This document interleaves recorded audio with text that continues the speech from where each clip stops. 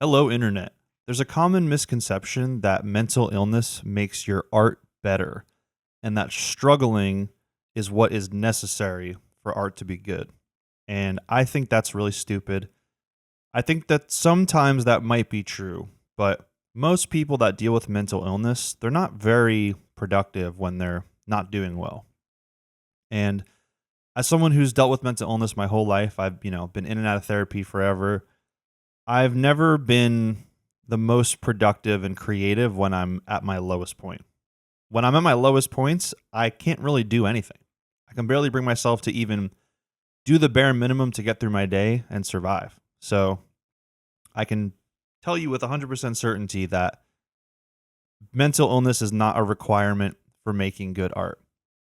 And if you're somebody who thinks that, oh, I don't want to go to therapy, I don't want to work on myself, I don't want to try to heal my trauma because then my art won't be as good, or I won't be as funny, or I won't make as good of music, or I won't, write as good of stories. That's stupid. And it's just because you're scared to get better, which is understandable.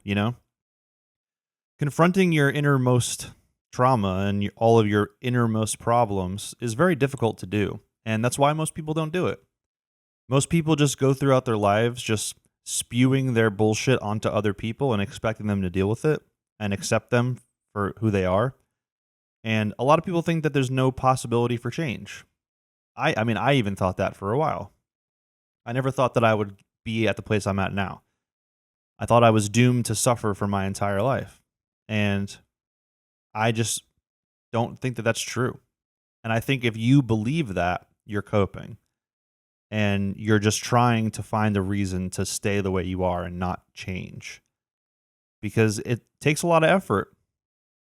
Obviously everyone's situation is different, but the amount of effort that it took me to improve my mental health was astronomical, between all different types of therapy, years of just investing time into improving, changing up my habits, going to mental health group in-person groups before COVID and like support groups. I couldn't think of the word.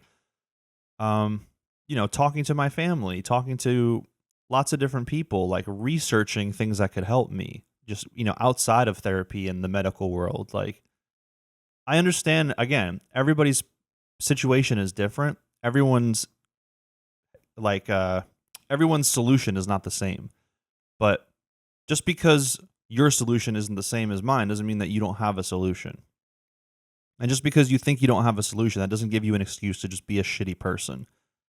Because, listen, it's really important that we're all more aware of mental health, especially in America, which is where I live and where I'm from. But a lot of people now have started to use their mental illness as an excuse to just be a shitty person. And I believe that nobody is the way they are for no reason. Everybody has their issues that lead them to act the way that they do. Almost nobody is just a bad person out of like personal choice. Like most people that are bad people, it's because they have problems that they're not dealing with. And the unfortunate reality of that is other people have to deal with their problems. I genuinely don't think that most people are like choosing to be bad and choosing to hurt people. I really don't think that that's the case, especially when it comes to mental illness. Um, I don't really want to get into the nitty gritty of defining mental illness and, sifting through that in this video because this is supposed to be about how it applies to art. And I really think that there's this sort of romanticized idea, like people love artists that kill themselves. People love artists that struggle their whole lives. But like, do you think that the artist themselves is enjoying that? Like I recently made a video called Life is More Important Than Art, where it was a week where I was having a really hard time and I had to focus on my real life over making videos, over making music, over any type of art that I was doing. And I upload a video every Sunday on this channel. So every week I'm recording a video. It doesn't require that much effort, but in order for me to make a good video, I have to put effort into it, even just me recording it. and I just didn't have it in me to do that week. It wasn't something that I could bring myself to do and make it come out good. So I kind of just made a short video, put it out there, and was like, yeah, that's good enough for me for this week. I'll take it.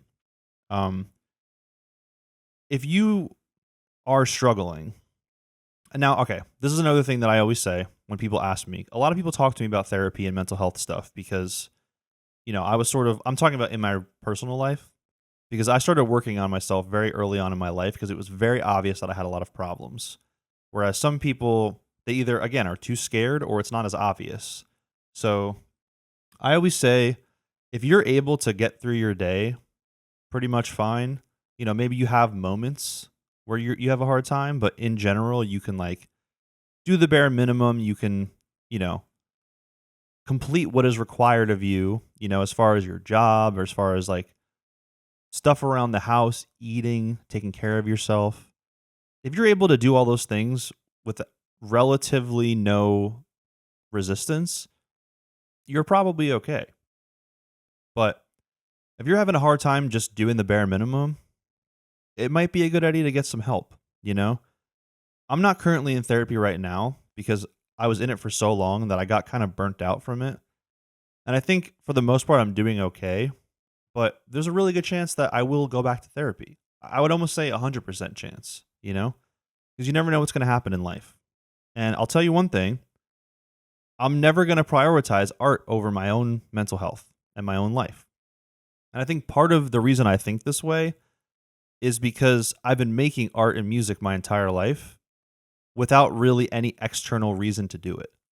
I'm not making money. I'm not like getting a bunch of accolades or anything like that. I know I talk about that a lot on my channel, but part of the reason why I haven't succeeded is because of all the years that I was in the trenches of mental health and I didn't have it in me to do what I needed to do to succeed. I didn't even have like the right identity and the right perspective to do what I think I needed to do.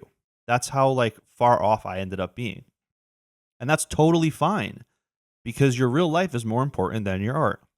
If you're using your art to supplement your purpose in life, I think that actually can be very beneficial. Making art can give you a sense of purpose. It can give you a sense of direction. It can give you a reason to do anything. It can give you a reason to be excited about being alive. And I think that's super important. But, that only goes so far. And eventually, if you're really struggling, you're going to have to confront your problems. And you're going to have to deal with them head on, or else they're never going to go away. Your life's never going to improve. That's just how it is. So that's all I want to say in this video. I hope you guys get some inspiration. I don't mean to be like a downer, but I really do believe that this is true. Let me know what you guys think. How do you feel about mental illness and art, how they relate? I put out a new video every Sunday, like I said. So if you like this video, you can come back next week for a new one, and I'll see you then.